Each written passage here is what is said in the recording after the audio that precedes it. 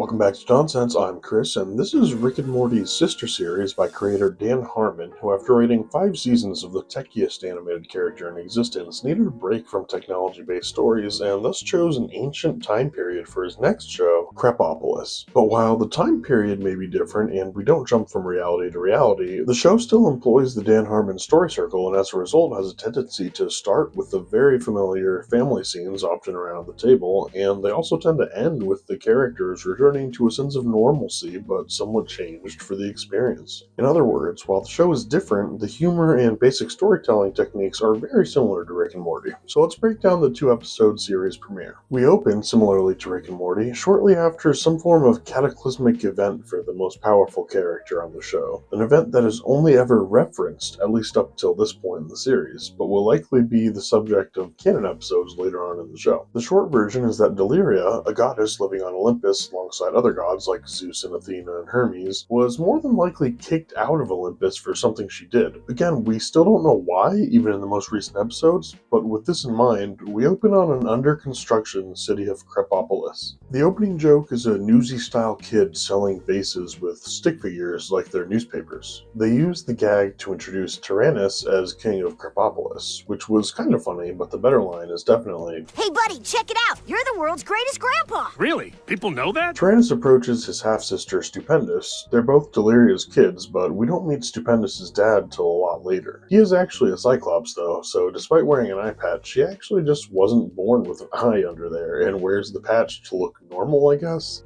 Hey, looking at you pretty normal, huh? No? Ah, fudge. Wait, I know. She informs him that a cannibal tribe called the Kill-Asians left a flaming head on a stick as a threat, at which point we hear a very familiar voice as their leader. That head is yours! And that's Keith David, who also provides the president's voice on Rick and Morty. As the siblings talk though, their mom, Deliria, approaches from behind and writing Tyrannis' actual dad, Schlub, voiced by the amazing, the dynamic, dare I say, the sensual Matt Berry. To recover that chaise long, because I'll ejaculate straight through that. Have you any idea how difficult it is to make a porno? It's a pleasure swing, you fucknut, not a sex net. That's the sex net. Get that out of the box and attach it to the ceiling. He's got this irritating habit of giving you orders just at the moment of climax. Process will be quick. Well, that's slightly insulting, but probably true. Though I can go again. We heard you were starting one of those newfangled cities from something we were eating and or having sex with. So yeah, I'd say that this fits with every Matt Berry character in existence. Nobody does it better, though. Deliria, if you're wondering, is not a historical god. She's an original character made for the show. She's actually the goddess of self-destructive behavior, which is amazing and very Rick-esque. And Schlub is a manticore, a combination of a manticore and a centaur. Manticore. Anyways, Deliria and Schlub decide they're moving in, and she turns a lady into a snake. Snake!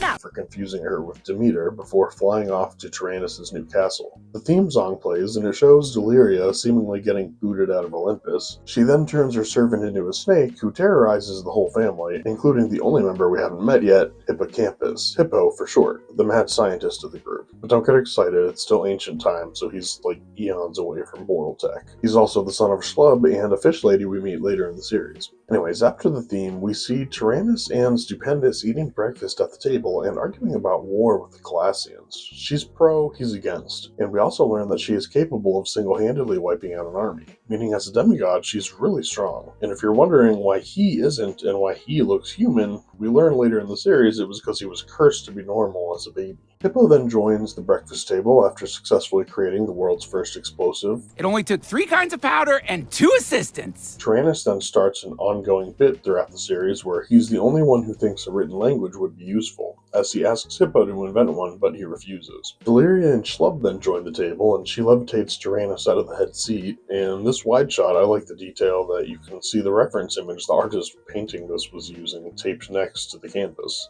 Deliria asks where the slaves are building her temple, and everyone corrects her that they're not doing slaves or temples in their new city before Tyrannis runs off to a meeting. She rages a bit before following him to the meeting, and we cut to Hippo swimming in a pool. Stupendous walks in, excited about his new bomb invention, and he uses a mechanical claw to put his helmet on and fill it with water before it moves him into his walker. The two decide to kill the Colossians together using his bomb since Tyrannis doesn't want to fight them, and we cut to Tyrannis' town meeting about the Colossians. But right when he's getting somewhere, Deliria interrupts disguised as an old man trying to convince everyone to worship her. But Tyrannis calls her out, so she just transforms and flies above the crowd, easily convincing them to build her a temple. There's then a long scene of Tyrannis defending his worldview to his dad, who calls him out on avoiding the real conversation with his mom. So he does just that, basically agreeing to support her temple if she'll protect the city. Back with Stupendous and Hippo, they're bringing a Trojan horse full of explosives to the Colossians as a gift. The Colossians love it and invite them in, and call a truce though, even throwing a celebratory party, which makes Hippo and Stupendous feel terrible, so they confess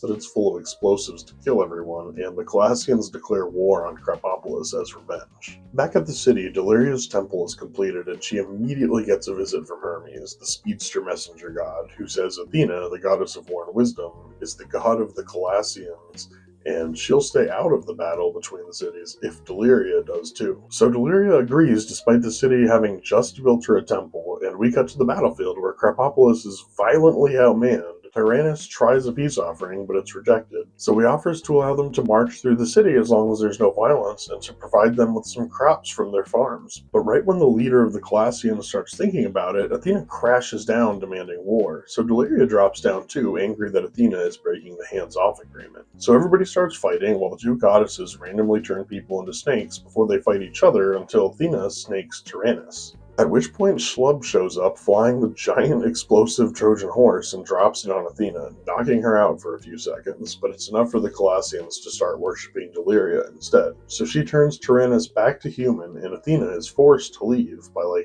I guess God rules or something, since nobody here worships her now. The credits then roll over Tyrannis and Deliria de-snaking people and bantering with each other. This was a 2-episode premiere though, so let's jump right into the second part of it, which opens on a messenger dying at the end of his trip to Krapopolis right after accepting Tyrannis' invitation to an ancient Olympics, basically, on behalf of his city, setting up the story for the episode where 4 cities and their kings visit Krapopolis for the games. After the theme, we cut back to Harmon's favorite opening scene, the family around the table. Stupendous wants the games to be violent, but Tyrannis doesn't, and Deliria forces Ty to make her part of the games. We cut to the day of the games, and Askill approaches Ty to convince him to call it off, but fails. The other kings arrive, and they head to the games, while Deliria works with her new dancers on an ending ceremony dance. We cut to Schlub and Hippo. Schlub is starting to get worried Hippo's too interested in dead bodies when they stumble on a serial killer posed dead body. Hippo wants to analyze the body to find the killer, and that makes Schlub assume Hippo himself must be the killer. Back at the games, Tyrannis is frustrated none of the kings joined him in his private box, and Stupendous turns Ty's rock stacking game into a rock smashing game, which makes the crowd actually get interested. And Hermes tells Deliria she has several gods in the crowd, including Poseidon. Ty finally realizes Stupendous has turned his peaceful game into a fight and goes to stop her, but is thwarted by Deliria saying he's getting in his own way and launches him across the city. Meanwhile, Hippo explains his investigation to Schlub, but it only makes him more suspicious that Hippo is the killer.